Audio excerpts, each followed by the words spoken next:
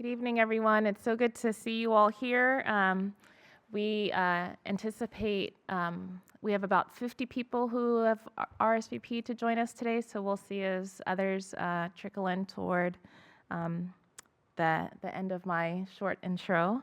Welcome to the Humphrey School of Public Affairs and to the third installment of our ongoing panel series, examining the policies and governance of the Trump administration.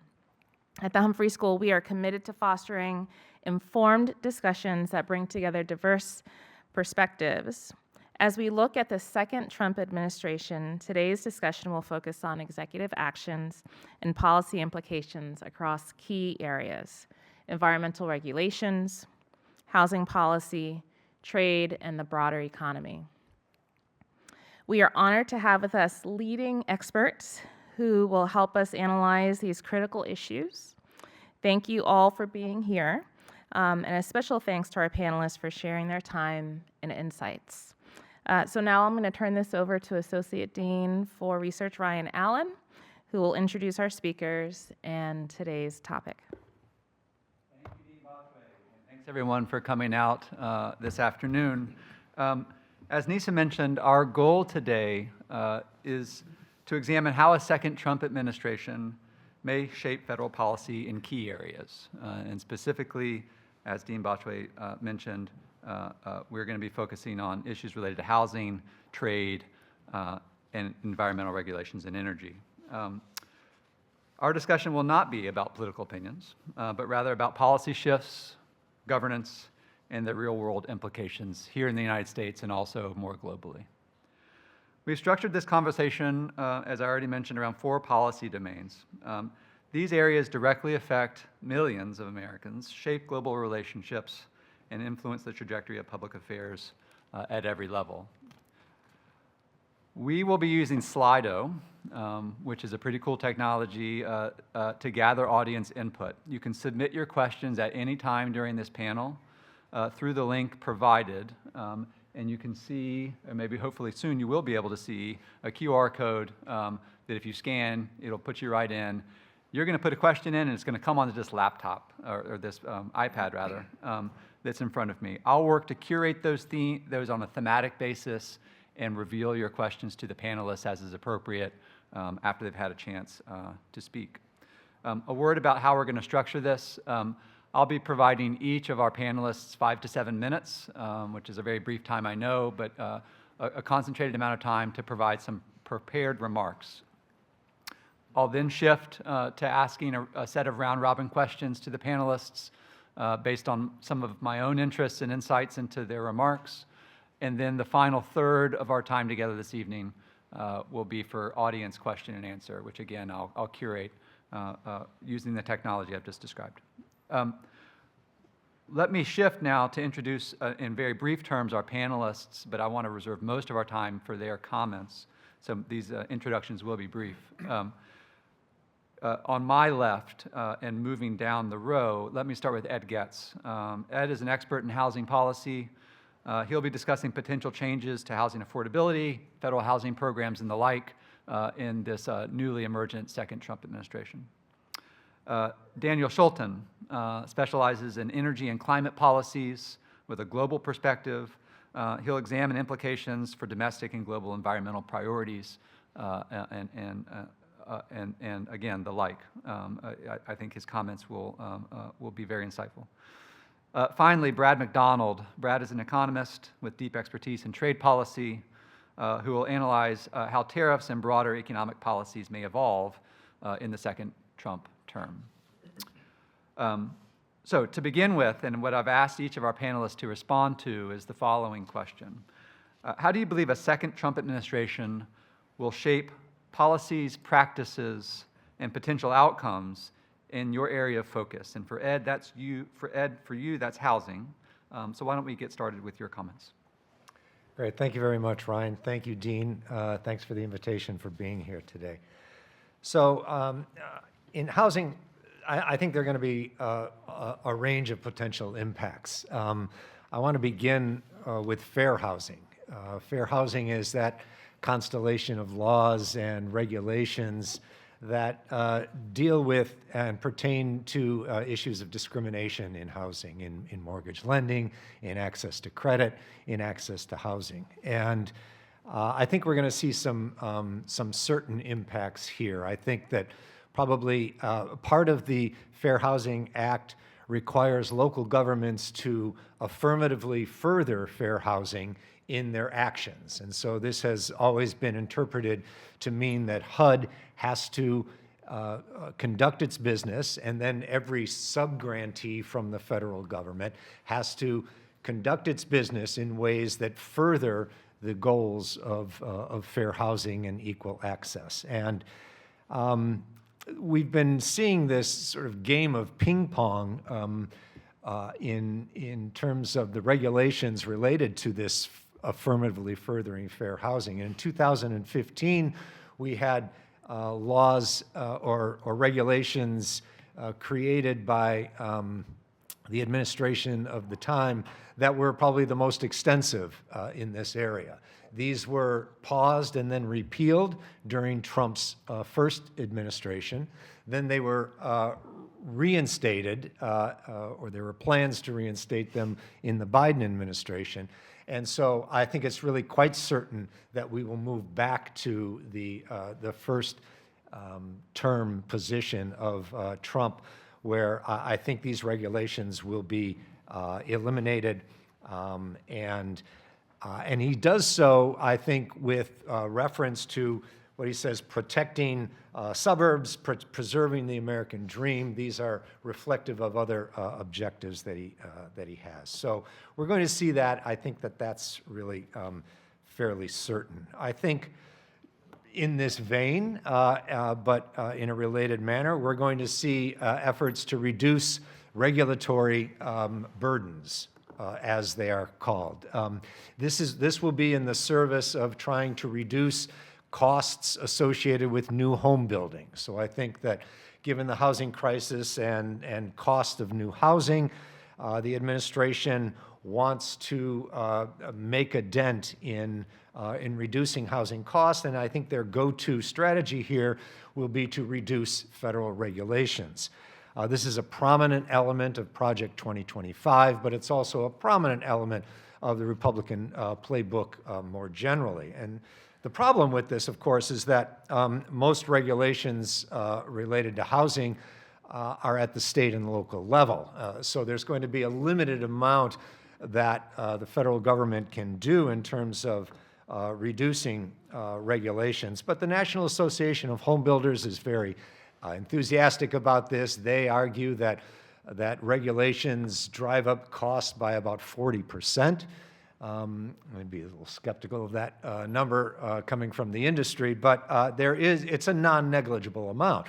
The problem with regulations, of course, is that each and every one of those constitutes a public policy objective of its own, whether it's got to do with the environment, safety, or health. And so reducing them in the way that I think the administration might want to do it means taking stands on these other policy objectives as well.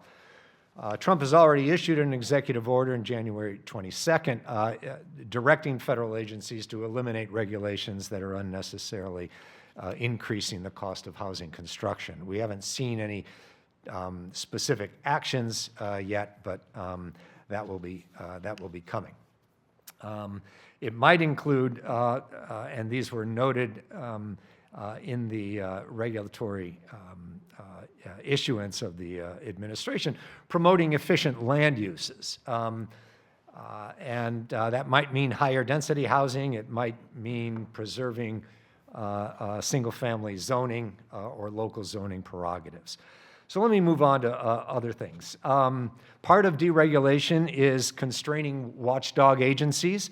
The Consumer Financial Protection Bureau is probably a likely target of the administration, and it was the Consumer Financial Protection Bureau which was going after junk fees related to mortgages.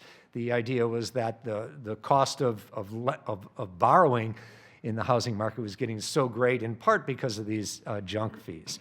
That effort is likely to go away, which is in contrast to to Trump's overall objective here. Tariffs and deportations are likely to impact the housing sector. Most of the lumber that is used in the construction industry in the United States comes from Canada. Most of the drywall that is used in the construction industry, housing construction industry, comes from Mexico. And so to the extent that those goods will be subject to tariffs, we might see actual adverse impacts on housing construction costs as well. Running out of time, we're going to see a shift away from, or a shift towards home ownership assistance and away from supporting rental housing. We can talk about what the details of that might look like. We're going to see a shift towards more reliance on the private sector. We're probably going to see the sale of public housing to private entities over the next 4 years. And we're going to see the expansion of anti-immigrant initiatives, probably barring what are so-called mixed status families from housing assistance as well. Homeless policy is going to move away. We're going to be all sorts of stuff, and I'm out of time, so I'll just wait for questions. Thank you. Ed, thanks very much for those remarks. The time does go quickly. I think you had 15 seconds left, which you'll cede to Daniel. I'm just looking at your clock on your phone. Daniel, we'd love to hear your remarks on energy and climate policies. Yeah, let me also start with just thanking everybody for having this opportunity to say a few words on U.S. policy. You have to forgive me for my Dutch accent, but I think we should be fine here. Let me start with energy and then go to climate. So Trump declared a national energy emergency, and he was, wishing to unleash U.S. energy. When he says that, he's basically talking about oil and gas, and he's not really very fond of renewable energy because that is actually where the funds have been stopped and cut off. Now, let me first state that the U.S. doesn't have an energy emergency. It is at peak production for oil and natural gas. It's a net exporter of both. Yes, there are some crude oil imports, but most of them from Canada. Anybody who has ever worked on security of supply is not worried about U.S. energy. If there is a problem, it is with critical raw materials or for grid reinforcements for the system integration of renewable energy, but that's not what he's about. There's a certain irony to this. I mean, I understand it's frustrating for the United States to come into that wealth of oil and gas. Is basically just dollars lying underground. And you can't really exploit it as easily in these times of climate change and an energy transition that has to be done. Would have been different if this would have been found in the 1970s and 80s, for example. As it is, I think Trump will see that this is very cheap and dirty wealth to boost domestic, let's say, competitiveness, because cheap energy is not just good for households, it's lower energy bills, but also for industry, for all kinds of production. If it just gets exported, it's good for other importers because it floods the global markets, lowering prices. It might be pretty bad for Russia and OPEC countries because they will see a competitor rising. Now, the question for me is, why fossil fuels are not renewables? Why stop purposefully all these renewables? You could actually do both. But the IRA, well, the Inflation Reduction Act, and also the Infrastructure Act, he's really cutting all the funds there. We see the break and the pause in all of that. But I expect quite a lot of litigation here, quite simply because, yeah, you're a government, you can't just breach your contracts with things that you have promised. As far as I know, I'm not into the intricacies of Washington and the Treasury, but I do expect this is going to take a long time. But in the meantime, the money is drying up. And this is, well, I would say, because I am European, this is something where the rest of the world is perhaps a bit happy because it's a competitor, industrial competitor, that is slacking off. And I think in China, they probably are quite happy about that as well. When it comes to the climate, I think the main thing, because he has a lot of environmental and climate policy initiatives that he wants to rescind, but the main one is withdrawal from the Paris Agreement. That's just the international agreement to tackle climate change. And the United States, not being a part of that is a big deal. It really hinders global climate action. The United States is the world's second largest polluter of CO2 behind China, And when it comes to per capita emissions, they are the first. Withdrawing from this Paris Agreement actually has two immediate consequences. First, the national determined contributions of the United States. You don't no longer have to make them nor to meet them, and there's no financial commitment to that institution, which usually means there's less money for the Global South to enact all kinds of actions on the climate, and they do need that finance in order to do so. It's not immediate. The process will take a year, so this year you're still part of it. Next year it will be different, but then you're still an observer. You can still go to all the COP conferences around the globe, but it's questionable what actually the role of the US there is going to be. Will you just sit there and be obstructing others, like perhaps sometimes Saudi Arabia is doing? Let me formulate it a bit more softly. Or actually, will he just stay away? Because Trump could also say, well, this is not for us, let's stay away.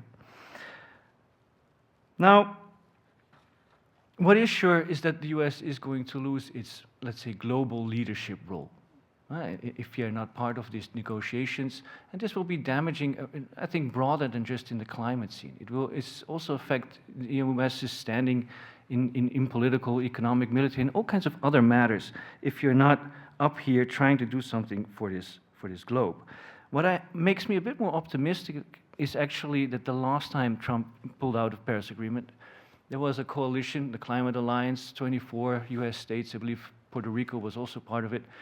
They really stepped up their game, and you continued at home all kinds of climate, environmental, energy actions.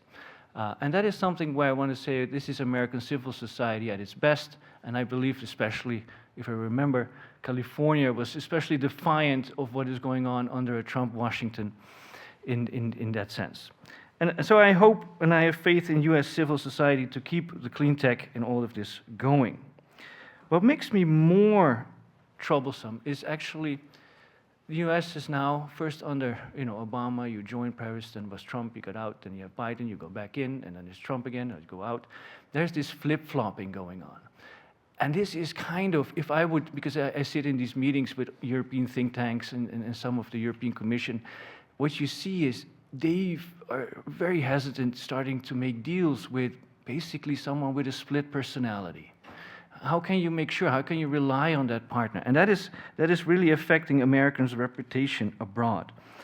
And let me end it this way. It feels like when we had Brexit, the British, they talked about going towards splendid isolation. They formulated very positively, but I'm not sure they're thinking about this in the same vein now. It looks like America, because this is the second time Trump is there. It's a movement that is there to stay. It's not just a fluke like the first time when people thought of it in that fashion. The US is moving into climate splendid isolation, and we will see whether this is beneficial for the US as a whole. I doubt it. Thank you. Thank you very much, Daniel. Brad McDonald, we're coming to you, and of course, there's been very little, if any, conversation about trade or tariffs recently. So you've got your work cut out for you. We'd love to hear your remarks on those topics. Thanks very much, Ryan, and thanks for the initiative, which I think is really, really great. I've actually been pleasantly surprised by the quality of the coverage out there and a number of outlets on the trade policy issues. So I hope people have been paying attention. But I want to begin with a little bit of historical context because I think this is such an important moment in US and global trade policy. And it's important to note that after the Smoot-Hawley tariff in 1930, which was very damaging, Congress began to grant the president more trade policy authorities with fewer and fewer checks and balances over the next several decades. So for decades, presidents had actually put these authorities into very good effect. They were used generally very positively.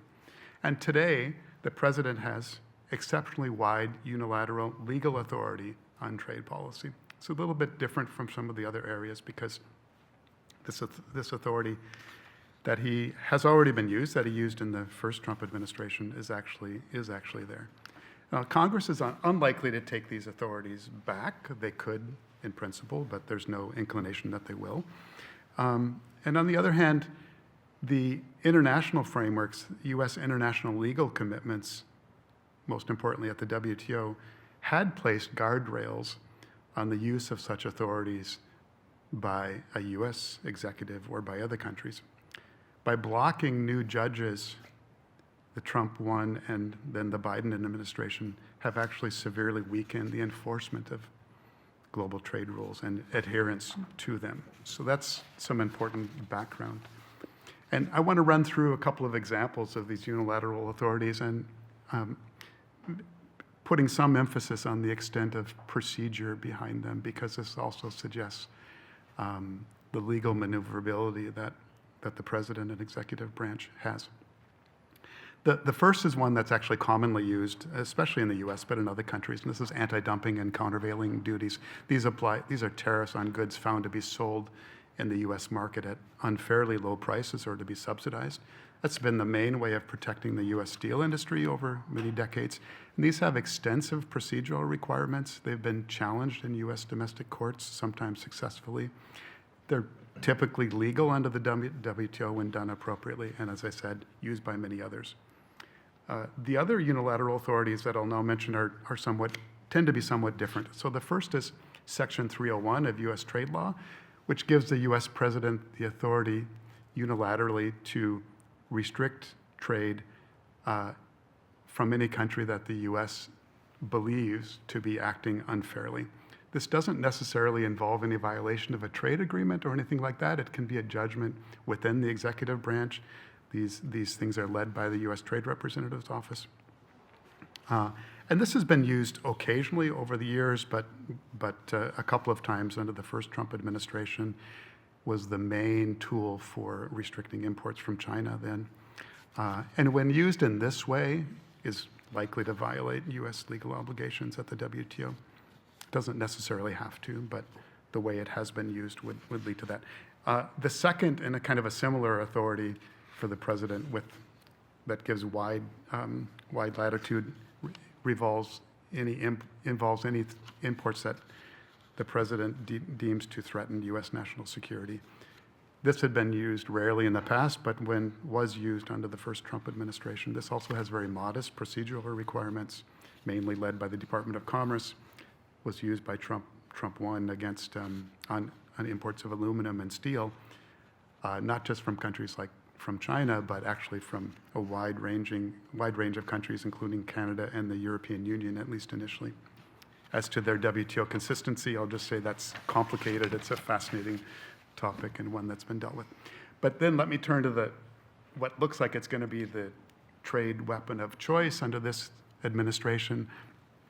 And that's the statute called the International Emergency Economic Powers Act, which does exactly what the name suggests. It gives the president powers to restrict US commerce and other international economic transactions once the president has declared some sort of international emergency. So it has to be an emergency that begins outside the United States, but it could be just about anything else. So this authority has been used in the past, really only with respect to US financial sanctions and some export controls. But it is the authority in which we've heard about so much the past few days. It's the authority in which the tariffs against Canada, Mexico, and China, some of those already suspended, have been put forward. So what about the policy direction? So far, what we're really seeing is instability, and that itself has economic concerns. It delays investment and leaves openness to rent-seeking and corruption, so it's of concern just by itself. But let's imagine, and what I'll use the rest of the time to talk about is, although we don't know where things are going, if it goes in the direction that I think many of us are fearing of extensive tariffs applied consistently, some of the main likely economic effects, and I'll run through a number of them, but I'll do it very quickly. But first is foreign retaliation, which I would expect to be swift and commensurate. Countries will not delay doing that, as we've already seen from Canada and others. The second is that the pain will be felt especially by US exporters. Why? Because these tariffs will raise input costs for manufacturers and farmers and other exporters. They'll also tend to appreciate the value of the dollar. Third, investments in the US will be delayed or slowed, weakening job growth and incomes. Fourth, prices are going to rise How much depends very much on the extent of the measures, but you might expect consumer prices to go up something like 1 to 4%, probably spread over a number of years. This may be enough to lead the Federal Reserve Board to delay interest rate reductions and further actions there, with implications for housing and other areas. Fifth, these higher prices are likely to hit low-income households the hardest. That's because low-income households tend to spend larger shares of their budgets on traded products like clothing and food. This becomes very important. Sixth, the question, will trade taxes be able to finance possible cuts that Congress may make to corporate taxes and personal income taxes? And I think there the answer is no, not really. We could expect some increase in trade tax revenues, depending on the magnitude, maybe 0.5% to 2% of GDP. But we should also expect the impact of these trade taxes on economic activity, on U.S. exports, on investment and growth, to cause revenues from other areas, other taxes to fall. Seventh, I think the U.S. dollar will further appreciate. It's already high, but tariffs tend to do that for strong economic reasons. Eighth, would trade taxes reduce the U.S. trade deficits? And just about any economist would tell you, no, not really. Trade deficits are a reflection of macroeconomic balances in the economy, specifically the aggregate savings in the economy and aggregate investment. And there seems to be little that trade taxes will do to those macroeconomic balances. Ninth, trade taxes could promote regional instability. Here, just think quickly of the impact on Mexico with possible implications for immigration. And then finally, I'd expect lasting damage to multilateralism and international cooperation, not only within the trade sphere, and maybe not only within the economic sphere, but straining international economic governance overall, including on issues such as exchange rate management, climate cooperation, international debt issues, and economic development more broadly. So I'll leave it there. Thank you. Thank you very much to all our panelists for those comments. Let me remind you that I'm fielding questions, and I see some coming in, and that's fantastic, but please make sure that you use the Slido app to get those questions in. Let me start with a round of questions for our panelists before we turn to the ones that are coming in from you, the audience. Ed, I want to start with you. So you began your remarks talking about affirmatively furthering fair housing and kind of the larger landscape around fair housing and how that might change in the Trump administration. I just want to give you an opportunity to go a little bit deeper. I mean, there may be some in the audience who don't understand some of the provisions of affirmatively furthering fair housing. And you also talked about some kind of ancillary actions that you anticipate could happen. Could you speak a little bit more about that, go a little bit deeper? Sure. So some of you may know that the Trump family business was sued by the U.S. Department of Justice in the 1970s for in what's called a pattern and practice lawsuit alleging discrimination. There was a settlement out of court, but fair housing in general is not dear to the new president's heart by any means. And so I think he's likely to really have some impact on the enforcement of fair housing. So quite apart from the affirmatively furthering fair housing, one of the perennial questions for fair housing is how well are we enforcing those laws? And that's always been a problem at HUD. It tends to be an issue that changes from administration to administration. But I'm pretty sure that the U.S. Department of Justice isn't going to be suing too many housing developers over the next 4 years in pattern and practice lawsuits. I think that there are already calls to reduce staffing at HUD. The Fair Housing Division within HUD is chronically understaffed and will probably become more so. So actually simply enforcing any element of our fair housing approach is going to become a greater problem during this administration. I think there are some data and some reports on housing discrimination that have already been purged from the HUD website. And this is something that's happened in other policy areas as well. And I think we can probably think about the end of other equal lending or equal practice initiatives, such as the Property Appraisal and Valuation Equity Program, which was put in place by the Biden administration to address discrimination in appraisals, which is yet another way that people are discriminated against in the housing market. So I think it's going to be a fairly broad attack on fair housing, not just affirmatively furthering it. Thank you for the deeper insights there. That's really helpful. Daniel, I want to turn to you, and the question I really want to ask is, I'm not going to be able to get that $7,500 rebate for an electric car, but the question I'm going to ask, we can talk about that after, is you mentioned drying up of funds, particularly citing the IRA and the IIJA pieces of legislation, both kind of signature achievements in the Biden administration. It's my understanding that a lot of the investments that came out of those two pieces of legislation, though, went to Republican districts. What should we anticipate? I mean, is there going to be political pressure on the Trump administration to keep those investments in play, given how that's bringing resources to some conservative districts that voted for him? That's actually a very good question. It also ties into something I wish to mention as well. Is I think, we didn't just go for renewable energy because of the climate's sake. It's very clear that the IRA, but also the European Green Deal and in other countries, and in China as well, it's a new industry that is being supported for jobs and revenues, essentially. That's also part of that plan. And I think this is why these bills, they passed, because it's good for, not just the climate, so the Republicans can agree to that as well. And we're now dealing with an industry which is no longer very small. I mean, global investments in renewable energy are now bigger than those in fossil fuels. And so it's the same in the US. It's starting to become a booming business.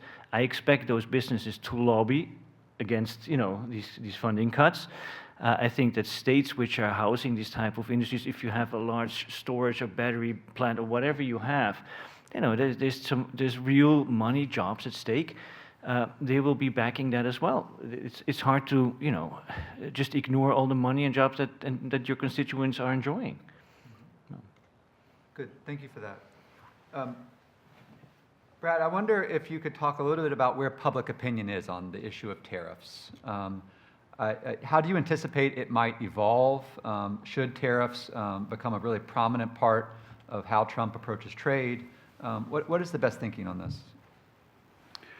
Thanks, Ryan. I think that's really interesting, and it also gives some reason for two things. I think gives a little bit of reason for hope, and being as how we're in a public policy school, I think it also gives some reason for studying public policy, for public policy analysis, and for engaging in this area. So I saw recently a Cato Institute opinion survey which showed that 56% of Americans supported tariffs on goods from any country that they understood to be restricting U.S. goods into their market.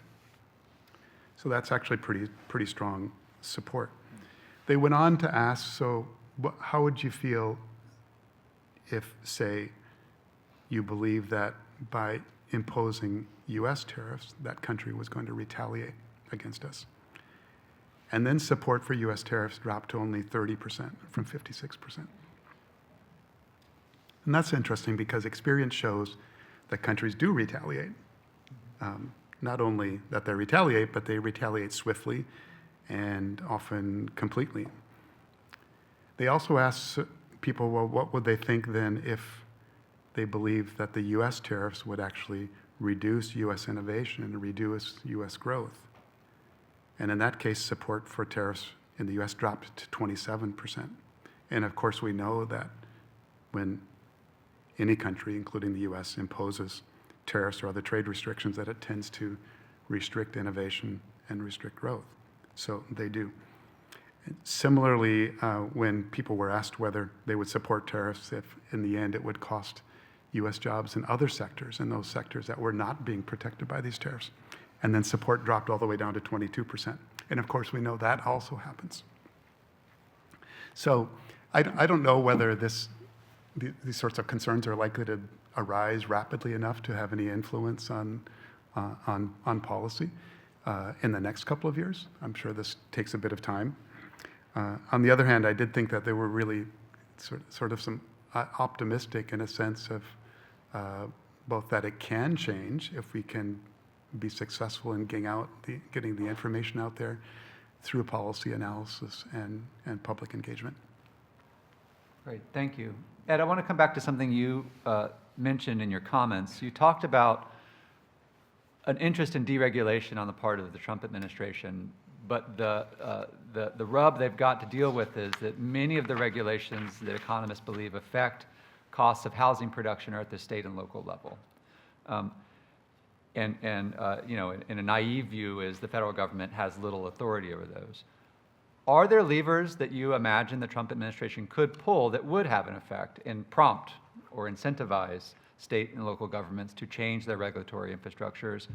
An analogous situation I think we're observing in real time is the pressure the federal government is trying to put on cities that are not cooperating on immigration enforcement, for example, and some levers they're trying to pull there.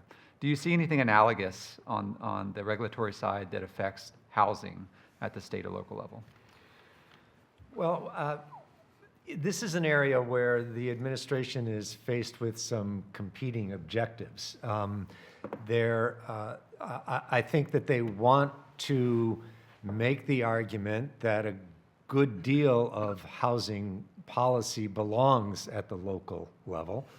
I think if there is a long-term game here about reducing or eliminating HUD, that's an important element of that some of HUD's activities can be eliminated, some can be moved to other agencies, but a good portion can be pushed back to the local and state level. So there's this sense, this kind of ideological argument they make about local control and the integrity of local zoning and local regulatory approaches is important in this ideology. At the same time, I think the administration wants to make sure it's the right set of regulations, right? So rent regulations are probably not the right in the right group, but single-family zoning is in the right group. But single-family zoning doesn't necessarily increase the amount of housing that is built, and in fact might limit it. So that runs afoul of a separate set of objectives.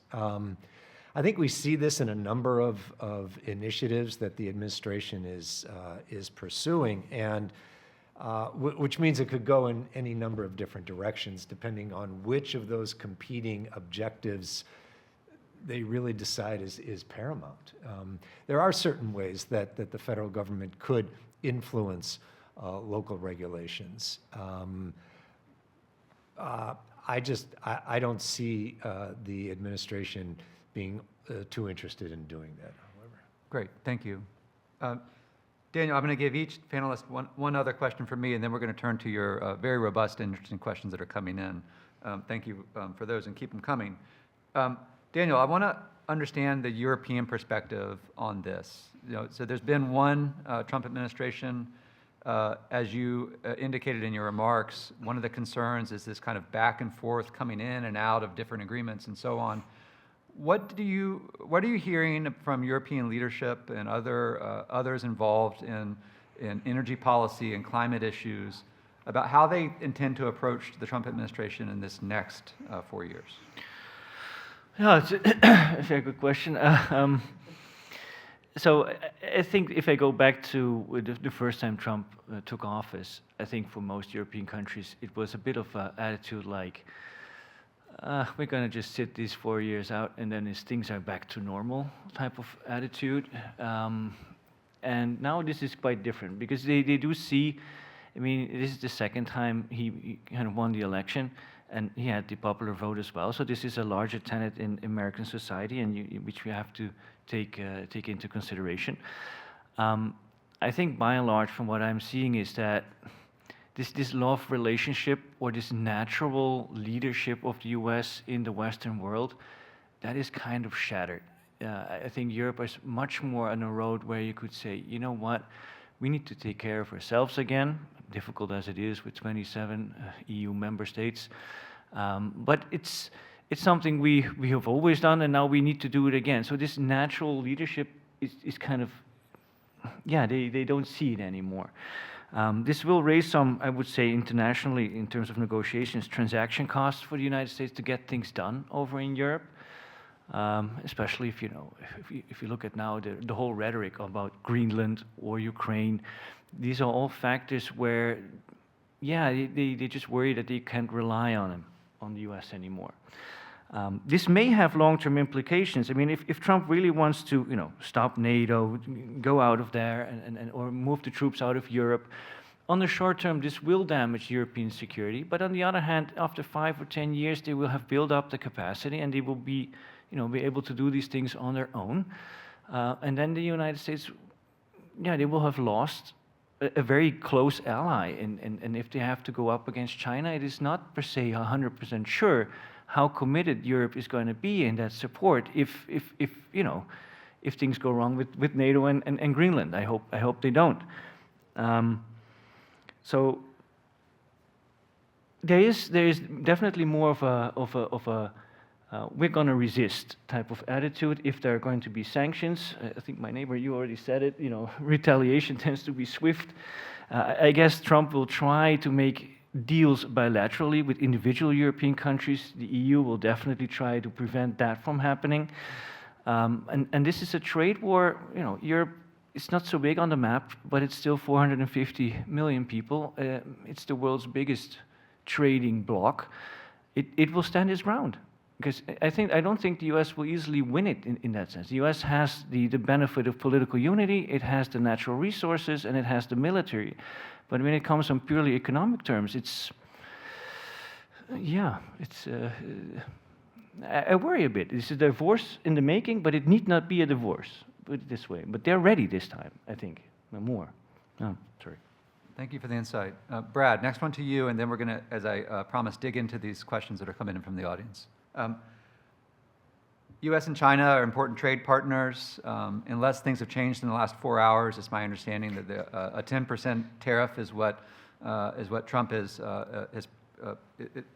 promised to do with China and is now enacting. There's some amount of immediate retaliation that's happening. One gets the sense of kind of a decoupling that's potentially emerging here or starting to happen. What are the alternatives that you see to that decoupling strategy? How else might the Trump administration approach this in ways that would satisfy some of its goals and objectives? Excellent. Thanks.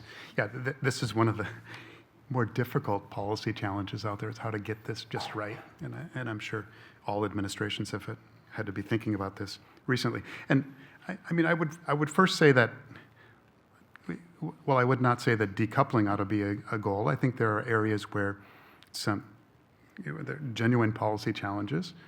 And if you have, say, if the United States or any other country finds that most of its imports in a particular product area are coming from a single country, then it should probably take steps to diversify that import. Import restrictions may not be the best way to do that, although that's possible. There could be other ways. But it calls for some action.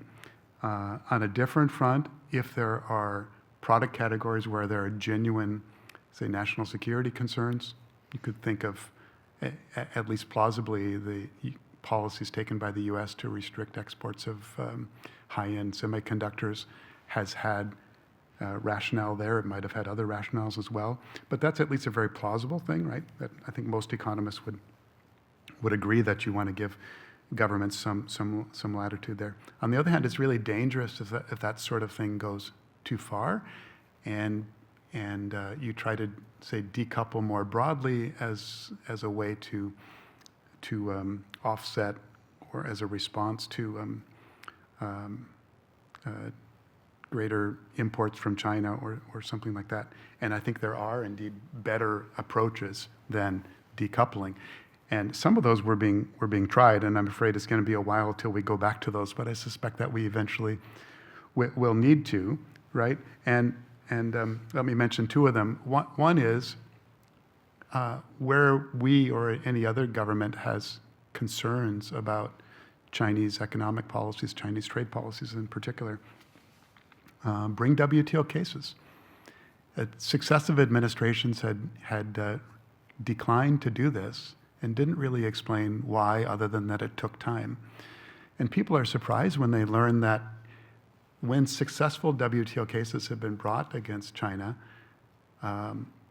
changes to Chinese policy have actually followed pretty regularly. It doesn't happen overnight. It takes years and years, but it has happened.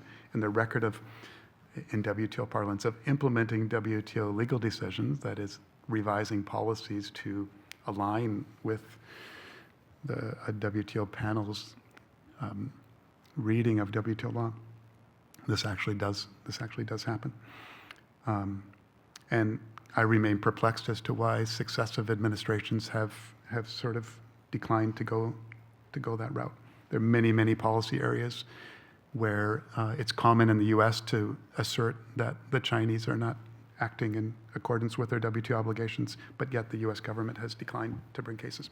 So a second one also, one that has been tried in the past and I think abandoned much too rapidly, was greater engagement by the U.S. in that region of the world, specifically the pulling back from the Trans-Pacific Partnership, which had been negotiated,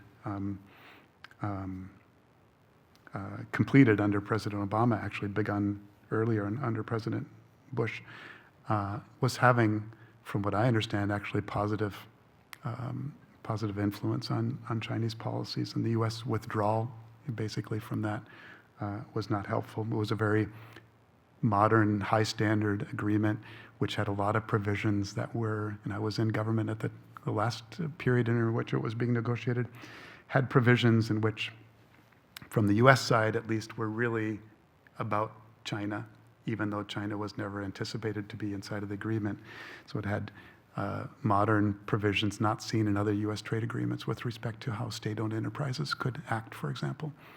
And a lot of the strategy behind that was indeed with a view towards how this could affect Chinese behavior in the future. So I think that's also a very positive way that we could be going forward. I'm not predicting that we're going that direction anytime soon, but I do hope that we'll come back to it. Great, thank you.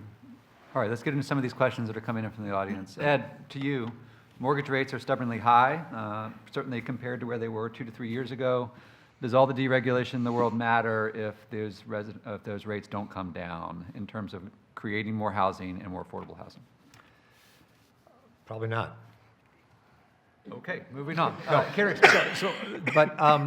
But in addition to that, I mean, the point is that so much of housing affordability is determined by other factors, right? Not related to regulations. It's interest rates, it's cost of insurance, it's simply a cost of labor, cost of materials, and so I think that at best we could anticipate a marginal impact on costs directly attributable to deregulation, an amount that might easily be offset by increases in costs that are generated by tariffs or deportation of labor force that the industry depends on. So. Could I ask you, sticking on that, because there's some questions on this topic of issues of immigration enforcement and its relationship with the labor market and what effects that might have on housing production. Could you talk a little bit more about that? What are the direct causal links that you see related to immigration enforcement, undocumented immigrants, and housing costs? Well, in two of our largest states, California and Texas, upwards of 40% of the labor force in the residential construction industry are undocumented workers. And so to the extent that they will find themselves in precarious legal situations and or simply deported, then that's going to exacerbate a labor shortage, going to drive up wages, as was described earlier. and that will have a direct impact on costs. Now, there are also some that argue that the impacts on the market are debatable, because not all developers are in the same position of being able to pass those costs on to consumers. Housing costs are pretty high anyway. How much higher can they get and still maintain demand for housing? And it's certainly not the case in the affordable housing sector that the costs can simply be passed on. And so some people are predicting a number of nonprofits and for-profits walking away from the affordable housing sector altogether. Good, thank you. Daniel, there's a question here that uses the phrase drill, baby, drill, which we heard a lot in the first Trump administration and refrained in the second campaign, at least, and certainly in the early weeks. The question is around what are the effects of increasing domestic oil supply? I mean, if we were to take that idea seriously, are the energy producers interested in drill, baby, drill if they believe that this will actually, in fact, lower oil prices and what is already questionable kinds of practices related to profit margins that they could experience already? Do you have any insights into that? You kind of already answered, I think, the question yourself. I think indeed, you know, how much more oil is going to be needed on the global market for exports. I can see some benefits for domestic producers, you know, because you can lower basically the energy prices per drilling a bit more. But I do think that you're kind of cutting into your own margins if you start producing more and more. Perhaps you sell a little bit more, but yeah, prices are going to come down. I expect more hassle for, you know, all the other exporters in the Middle East and Russia, like I said, because they're going to face this competition. But where does all this oil need to go? It feels like if you look at global demand for oil, it's expected to grow slowly but surely, but very little, or even be stagnant up until 2050. But a lot depends on what basically global energy demand or energy demand in the global south is going to want. So the oil and gas demand in OECD countries is relatively, you know, slowly but surely going down. There's still potential growth in the global south, but the question is, will they industrialize using fossil fuels or will they use renewable energy at this point? So where do you leave it? I mean, how much do we actually need? So it's not certain you will reap that many benefits apart from having lower domestic, well, let's say, prices at the pump. Mm-hmm. Okay, thank you. Yeah. Sorry, I didn't mean to cut you off. No, I just wanted to add, because we had this discussion on, for example, more American LNG to Europe, because that's also one of the things that he very much wants. And for Europeans, it's not that clear whether they actually want to buy all that LNG. First of all, they have other options as well, you know, in Norway, in the North Sea, but also in Qatar and others. And whether they want to be even dependent on a LNG from a Trump-led US. So it's actually quite a big deal, because it's more expensive than some of the other sources. It's not sure you get rid of all of that. Thank you. Brad, there's some questions, a group of questions really, around the authority in the executive branch. And I know you began your remarks talking about the historical legacies and legislation that have ceded some of this authority to the executive in the United States. I wonder if you could talk a little bit more about that. And in particular, kind of linked to that is a question, is this really about trade policy? And are the threat of tariffs designed to achieve other goals that the Trump administration has? That's a really, really interesting question, and I think if we knew the answer, it would help us to imagine what's going to happen going forward. So certainly, to some extent, we know that at least part of it, maybe much of it, is not about tariffs themselves, but about using leverage, and we've already seen that this past few days, right? It was about fentanyl, or it was about immigration, or one of these sorts of things, right? At least ostensibly, it wasn't about protecting U.S. jobs or balancing the current account or the trade account or whatever.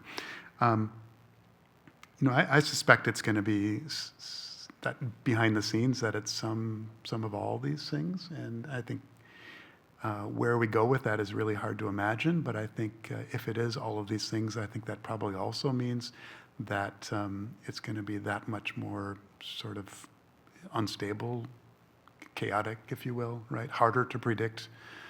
That seems to be the one unifying theme here is kind of bouncing around from one thing to the other.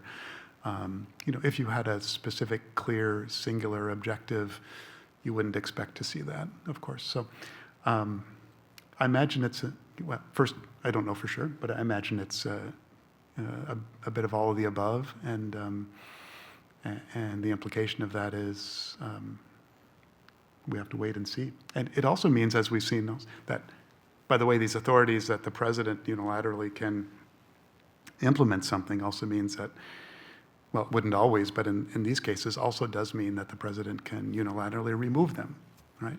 And so the person in that office can make the announcement and do it, yank the announcement, bring it back 30 days later, yank it again, whatever, right?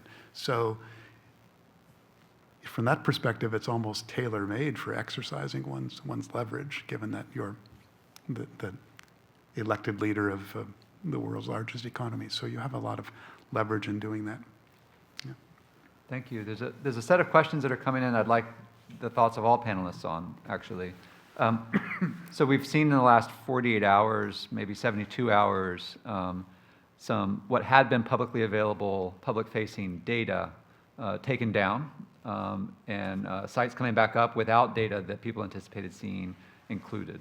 The question that a number of people in the audience have is, do you see the kind of the issues you're concerned with implicated in this kind of erasure of data, whether it's temporary or permanent? And if so, what should the effects, or how should we think about the effects of that on analysis that many of our students, our faculty, and scholars here are interested in doing to evaluate different processes that are underway, et cetera? Are you following this? Are you seeing anything that's troubling to you within your particular areas of focus? A little bit. As I said, specifically related to housing, we haven't seen the disappearance of large databases. We have seen the disappearance of some reports. We also see some, actually what we have seen is the elimination of some guidelines related to census, right? So we're going to have another census in 5 years, and we should be on a schedule of beginning to prepare instruments for that, and there seems to be no activity taking place in that area, and that will clearly have impacts on our ability to understand what's going on in the housing market, what's going on with households that need assisted housing as well. So that's what we're seeing so far in housing. I must admit I haven't been tracking, but I'm missing data. Usually for energy and climate, data is quite well widespread and easily findable.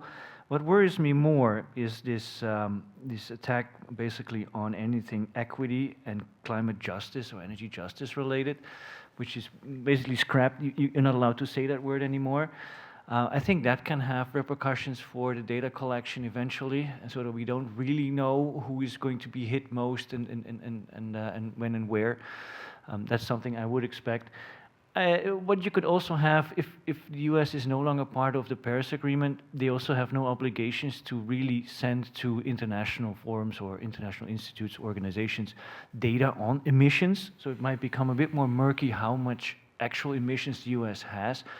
I do expect others to keep track of that somehow, because it's such a big issue in terms of the tons of CO2 emitted. What I've also noticed is that the Environmental Protection Agency has to recheck their social cost of carbon number, which was at, I believe they put it at $190. So this is for the total economic damages for an additional ton of CO2 emitted. And probably he's going to push this down. Last time Trump was in power, he put it at $1, I believe, or $3 or $5, very little. And this has to do with all kinds of calculations that EPA then uses for assessing climate damages. So that troubles me again, because you get a complete reassessment of potential damages. No. Any concerns or insights for you? I haven't heard anything that directly fits, but if I can, let me mention something which I think resembles a little bit. It may not obviously resemble, but let me get to that. And that is, I think that we see a less inclusive process towards trade policy making so far, even within an executive branch. And part of this relates to the choice of the particular executive authorities that we've seen getting used before. Like I mentioned this, the IEPA, the International Emergency Economic Powers Act. When that's been used in the past, my understanding is it has been through, after debate across an administration with various agencies, state, treasury, others depending on, right? But it doesn't actually need to be. It's something which can be done, from what I understand, entirely within the White House. The president could potentially take out a pen, write down an international emergency, and write down the decisions. And I think we're seeing more in that direction. And my admittedly fairly short experience in government did involve sitting on interagency trade policy debating mechanism, the Trade Policy Staff Committee. And I came away, maybe I was thinking hopefully, but I came away thinking that the involvement of several different agencies, even within the executive branch, nonetheless had a very positive effect on what got taken into account. And I think we seem to be, so far into this administration, not going that approach. Rather, things are very much coming top down, or from a very few people, and not even hearing the different voices from across the agencies, even from other political appointees, say Senate confirmed political appointees, but probably certainly not career staff and that sort of thing. So I think it's a much less inclusive process. Brad, your remarks have prompted something that's come up in the set of questions that I'm looking at here. And you've referenced a couple of times kind of external emergencies to the United States as a justification that a president could use for change in trade policy, enactment of a tariff, et cetera. It seems ill-defined. Is it really just as simple as a president declaring that there is an emergency? And if so, could you provide some examples of what kind of emergencies have been used in the past? Yeah. I should have gone back and looked at the statute, but I read a couple of derived things, like from the CRS and things, and I understood that it's entirely within the president's discretion to define an emergency and declare one. The only significant guidance for that I could find was that it has to begin externally, right? So it couldn't be something arising from within the U.S., at least supposedly. And then, sorry, I lost my train of thought, Ryan. There was a second part, sort of. Can you provide some examples of emergencies that Right, people have right, used in the past? Right. I don't know exactly how the emergencies were defined, but for example, financial sanctions against, so the Russia's invasion of Ukraine would have constituted an emergency, under which then, using this statute, a number of financial sanctions against the Russian government and a number of Russian individuals, I think, were then done. And similarly, I think with Iran, financial sanctions with respect to Iran in the past and things, it had not been used, from what I understand, for sort of broad-based trade applications like this, but had very much been used specifically with respect to financial sanctions in the past. But those are examples of the sorts of emergencies. I don't know exactly how they were declared or what was the scope of them. Good. Thank you for the clarification. Daniel, there's a question about adoption of renewable energy. And the question, if I could paraphrase it, is, clearly there's been some antagonism on the Trump administration to those kinds of new technologies and the adoption of them. There's also the insight that the question points to that from an economic perspective, they may still be advantageous, and the ball's already rolling. What do you anticipate is going to happen in the next 4 years on the adoption of renewable energy? Is this something that's going to slow, stay the same, maybe even accelerate? What do you think?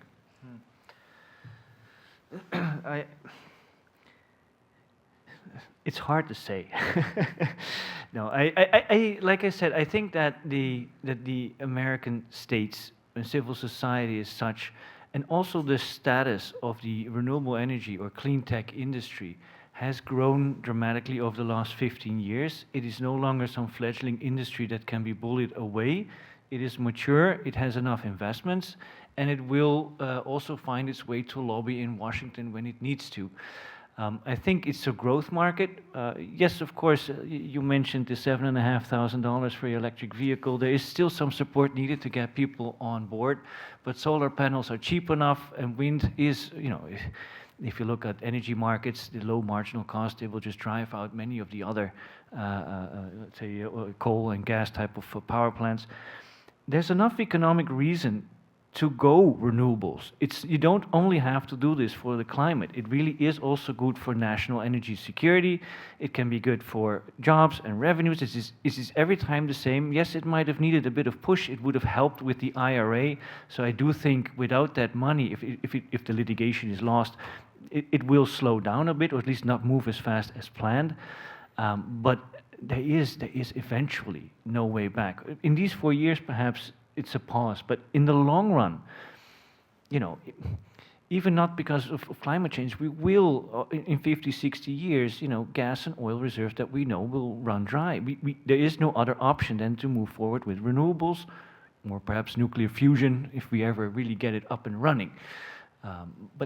So I am optimistic. I really am, because even the rest of the world will keep on going with renewables. They will not be stopped with this. And I think the US will have enough incentive to keep in the race as well. And I think a lot of people will start to have solar panels in local communities, or do something with green. I wouldn't say it's fashionable here, but it is becoming more and more accepted and normal. And I think that is all that is needed to keep the drive going. Thank you. Ed, I have a question here that I think is relevant for all the panelists, but I'm particularly interested in your thoughts on it. The question is this, and I'm just going to read it verbatim. The policies that the Trump administration is promulgating seem to be dismantling the social safety net. That's an assertion the question maker has made here, especially for some of the most vulnerable in our country. The question is this: in your opinion, is this a fork in the road moment, or is this a temporary shift? Is this something that we would bounce back from? Or do you see this as a longer-term trend, perhaps even extending prior to when Trump was elected? I think it is part of a longer-term trend, but I think it's also important to note that we're going to see some impacts on the social targets of Trumpism, right? So I've already talked about. And this is going to happen through restrictions in eligibility. So I've spoken about removing eligibility for assisted housing for mixed status families. In his first go round, Trump proposed a rule limiting transgender people's access to gender-affirming shelter services. That's probably going to happen again. I think that they're talking about reducing what they call the anti-marriage bias in housing assistance. So by giving preference to two-parent households for the receipt of housing assistance. I think we're going to see the reintroduction and expansion of work requirements for those who get housing assistance. So this is what we tell our students in housing policy class all the time, which is housing policy is not always about housing, right? And it's about the pursuit, in this case, of a set of social objectives and the use of housing policy as levers to achieve those objectives. And so this is, I think, a continuation of a trend, but it's an acceleration of that trend as well. Thank you. Brad, one of the big splashes we've seen in media this week, or maybe it was last week, I'm losing track, is a new startup in China that has had great success, DeepSeek, in the AI space, with just a fraction of the chips that many people thought was necessary. What effect do you? This is a reverberating story. We're still, I think, coming to grips with what it means. Well, I'm curious as your thoughts on what this will mean for trade. Does it take some of the teeth out of Trump's trade policies here, and the aggressiveness with which he's approached some of these things with China in particular? I would have thought that it would humble U.S. policymakers a little bit to have seen, and people probably know, but the successive administrations, but much of it happened under the Biden administration, but there were some there before, had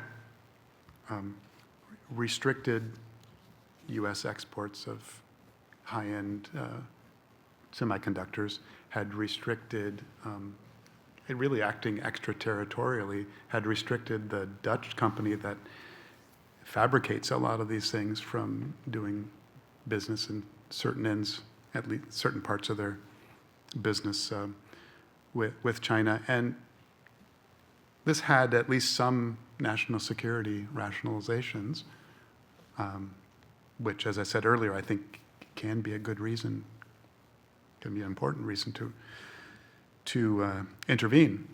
But I think this is really humbling, right? And I was surprised. So in the Financial Times, there was an interview the other day published with Jake Sullivan after he left office, and was actually done before the DeepSeek announcement. But they actually updated it, and so he was national security advisor, right? And really the architect of a lot of these sorts of things. And I think a lot of us thought that it made sense, or at least that we'd be happy to let's see how it works. His take, though, because they updated the interview a few days later after the DeepSeek announcement, and the journalist who did the interview, we checked back with him because it was such an interesting question. You know, how do you feel about your restrictions on semiconductor exports now? And his view was that, this just shows why it's even more important to restrict U.S. exports. And it seems to me otherwise. It seems to me that it should be really humbling, and any policymaker who's advocating restrictions in any area needs to think through where are the possible unexpected implications of these sorts of things, and how is that really going to play out. And I'm not sure that we've really done that. And you know, it's difficult, obviously, but we need to be humble about it. Thank you. I'm going to ask one last question, and then we're going to go in whatever order you would prefer, but I'd be interested in all of your thoughts on this, and this will be where we conclude our time together. So it's kind of a two-for question. The first thing I want you to think about is what, if anything, what's been most surprising to you in the past 3 weeks? Right now we have a little bit of data on what Trump has enacted since he's taken the office this past January. So what's been most surprising to you? And the second question, and this pivots off of a question asked by a member of the audience, is what would you recommend people do if they disagree with the direction that the Trump administration is taking on the areas that you study, right? And I wonder if you could offer a little bit of guidance or suggestions to people who are asking that question right now. With whomever would like to start. I think you want to start.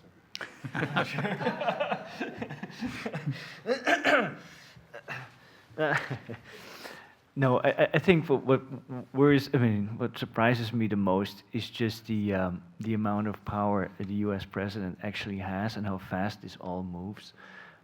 It's unthinkable back home, I guess, in the Netherlands. We have the opposite problem. We have too many small parties to have to make a coalition and talk for ages and nothing gets done. But the benefit is, of course, now that whatever someone decides is not tomorrow's policy, that is next year's policy, basically. And so there's time to adjust this, all this, and this gives a bit of ease.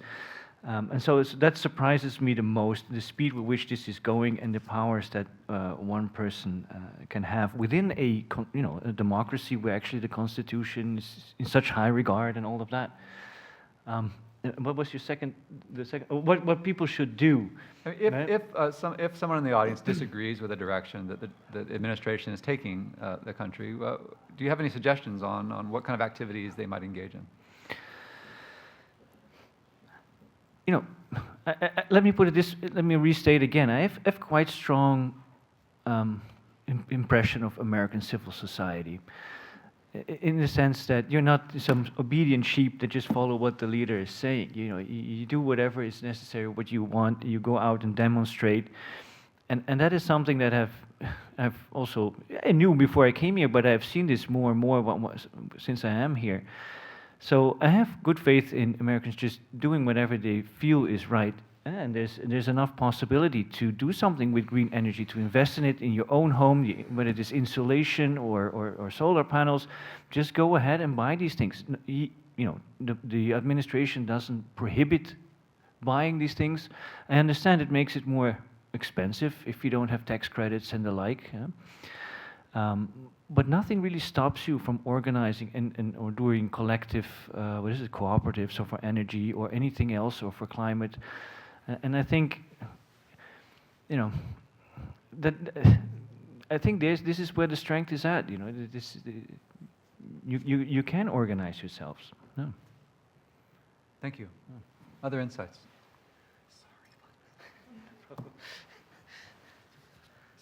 I was interested in, surprised mostly by the scale of the efforts initially. I mean, halting all federal grants, and then, of course, backtracking hours later. That's the unsurprising part, right?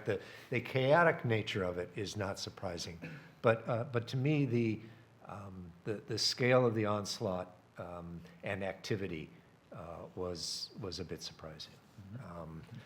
In terms of recommendations of what to do, I would echo what Daniel said, right? I think that for those who don't agree with the direction of things, I think that conveying a sense of passive acquiescence is probably the worst thing, and that I think engaging in collective action, engaging in civil society, alternatives is probably the best thing to be doing. Brad, the final word is yours. So maybe my main surprise on the trade side is the rationalizations or the motivations that we've heard so far. We touched on this earlier, but we haven't heard, and this, I mention it because it was so prominent in the first Trump administration, we haven't heard as a rationalization for trade restrictions, trade imbalances or protecting workers or this sort of thing. Maybe it's still going to come. Trade imbalances are not a good reason for doing it. Protecting workers could be probably a temporary, sensible policy, depending also on the concern about social safety nets. So especially if we don't have decent social safety nets, then you might actually have to protect workers in that way. But it's definitely better to protect workers rather than protecting individual jobs. As to what an individual can do, certainly in this area, like trade policy, study public policy. Excellent. Before we thank our panelists, let me thank you first for attending this evening on a cold afternoon. I do hope you get home safely. And with that, let's please give a round of applause.